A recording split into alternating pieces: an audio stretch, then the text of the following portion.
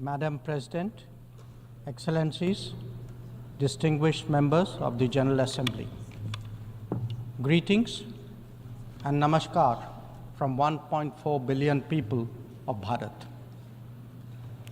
I congratulate the President of the General Assembly, His Excellency Mr. Philemon Yang, and strongly support the 79th UN General Assembly's theme of leaving no one behind. Madam President, we are gathered here at a difficult time. The world is yet to recover from the ravages of the COVID pandemic. A war in Ukraine is well into its third year. The conflict in Gaza is acquiring wider ramifications. Across the global south, development plans have gone off rails and SDG targets are receding. But there is more. Unfair trade practices threaten jobs, just as unviable projects raise debt levels. Any connectivity that flouts sovereignty and territorial integrity acquires strategic connotations, especially when it is not a shared endeavor. Technology advancements, which have long been a source of hope, are now equally a factor of anxiety. Climate events occur with greater intensity and frequency. Food security is as worrisome as health security. In truth, the world stands fractious, polarized, and frustrated. Conversations have become difficult, agreements even more so. This is surely not what the founders of the United Nations would have wanted of us. Madam President, almost exactly 8 decades ago, the first steps towards the formation of the UN were taken near here at Dumbarton Oaks. Refined thereafter at the Yalta Conference, they were finally approved in San Francisco.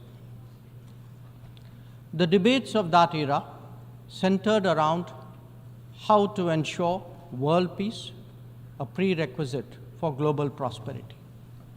Today, we find both peace and prosperity equally endangered. And that, Madam President, is because trust has eroded and processes have broken down. Countries have extracted more from the international system than they have put into it, enfeebling it in the process.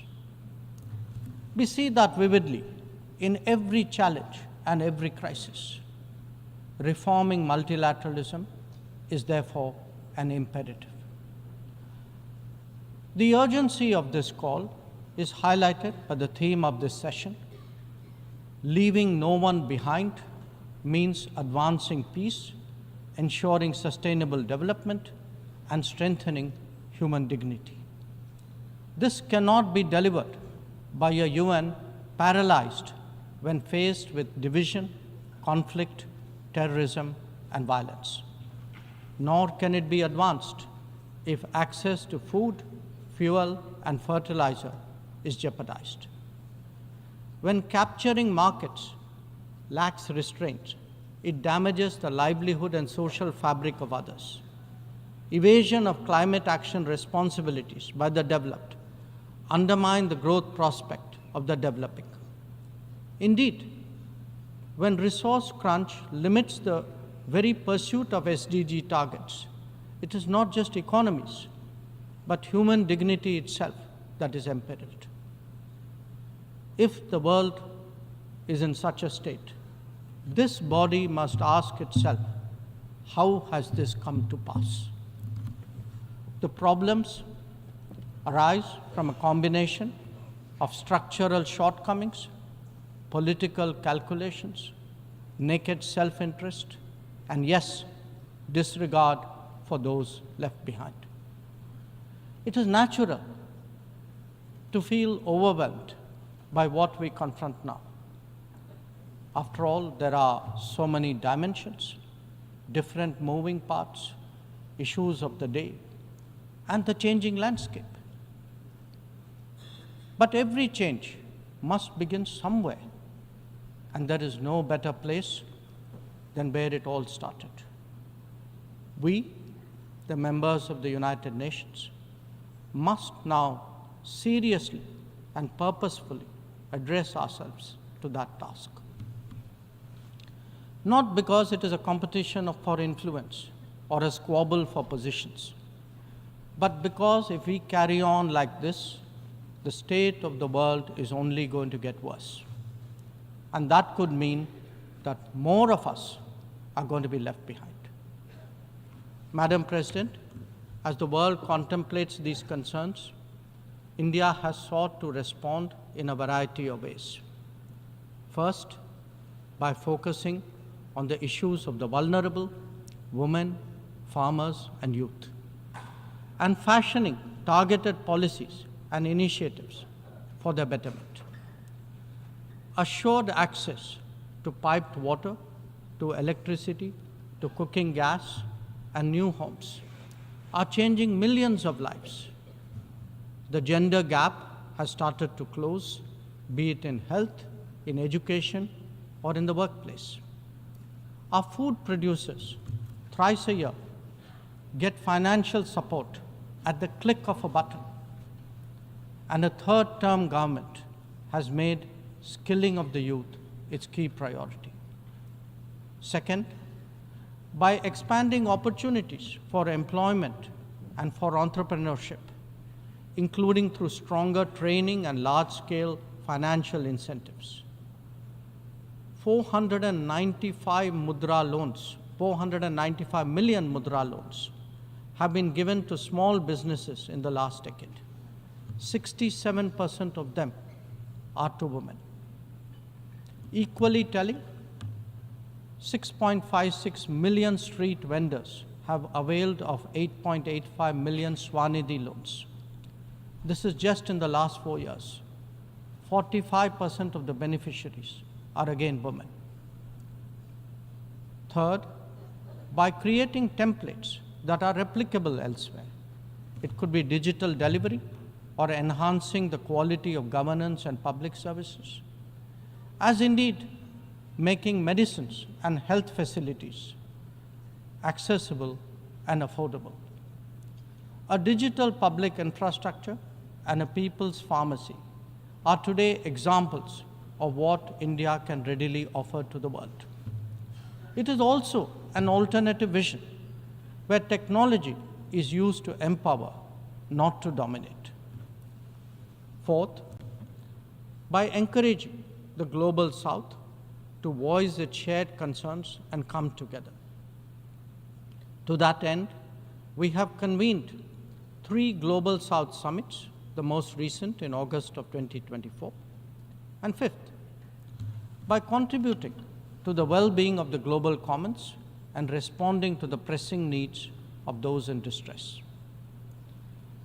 This has ranged from undertaking projects in 78 nations, providing resources to neighbors, and responding to HADR situations, to supplying medicines and ensuring maritime safety and security.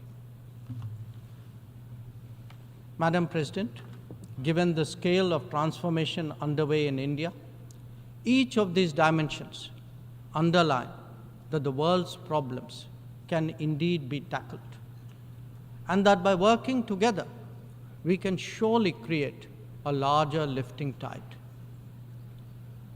In these troubled times, it is necessary, Madam President, to provide hope and rekindle optimism.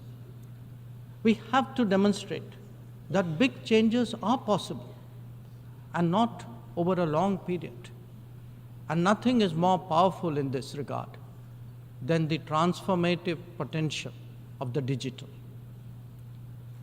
We have seen its impact in our daily lives in India over the last decade. It is visible when public benefits from nutritional support and housing to energy and health are delivered efficiently and on a vast scale. or when small business loans and farmers' support are extended without using intermediaries. In fact, when street vendors and expat workforce confidently use fintech in their regular transactions, when services delivery and benefits move seamlessly and transparently, less people will be left behind. That, Madam President, is India's experience and India's relevance.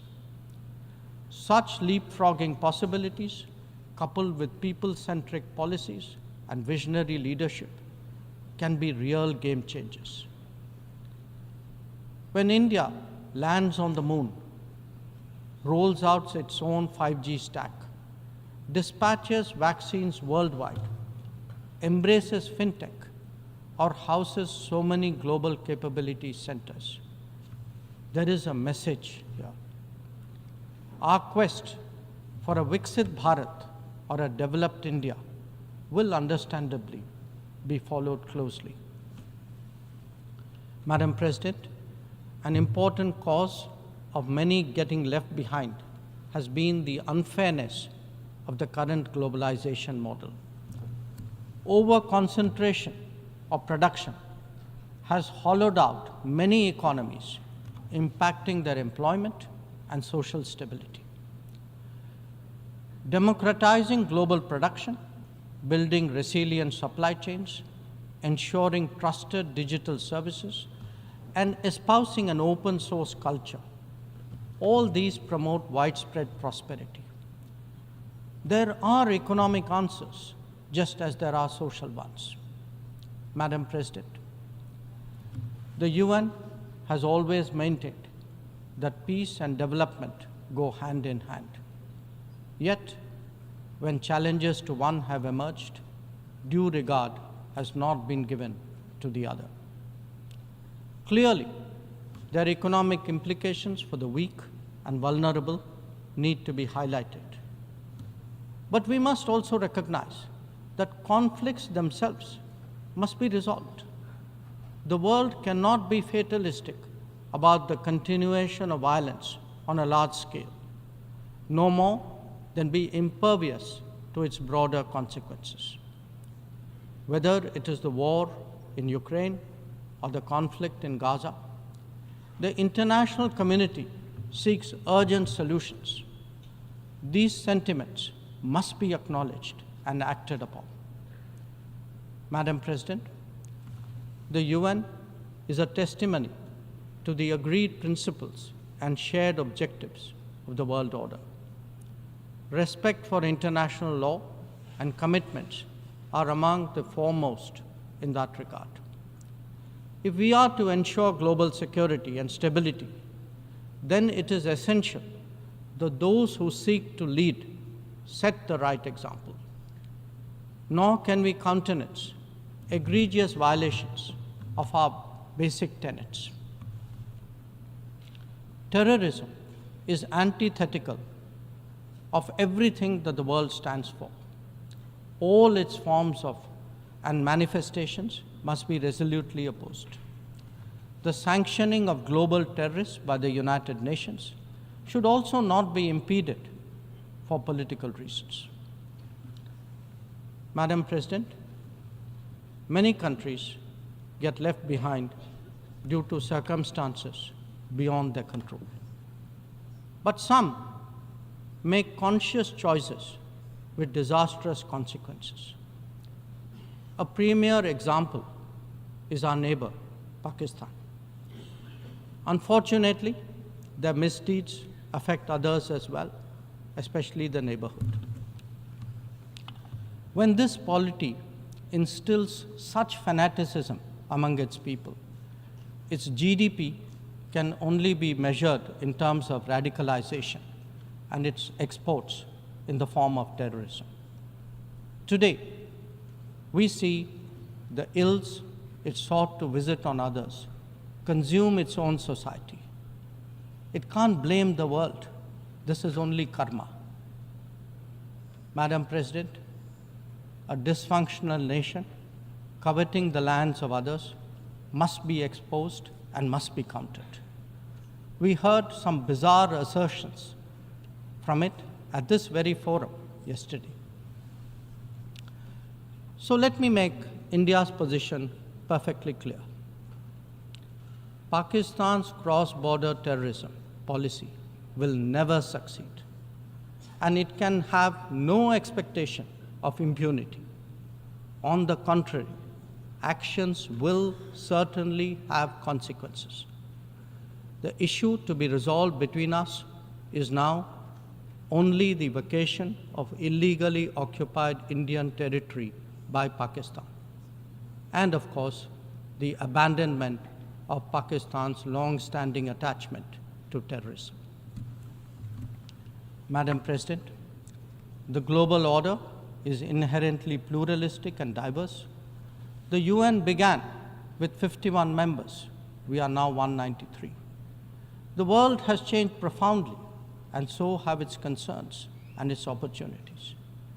But to address both, and indeed to strengthen the order itself, it is essential that the UN be the central platform for finding common ground. And that it certainly cannot be by remaining anachronistic. Large parts of the world cannot be left behind when it comes to deciding the key issues of our times. An effective and efficient UN, a more representative UN, and a UN fit for purpose in the contemporary era is essential. Let us therefore send out a clear message from this UNGA session. We are determined not to be left behind. By coming together, sharing experiences, pooling resources, and strengthening our resolve, we can change the world for the better. I thank you, Madam President. I thank the Minister for External Affairs of India,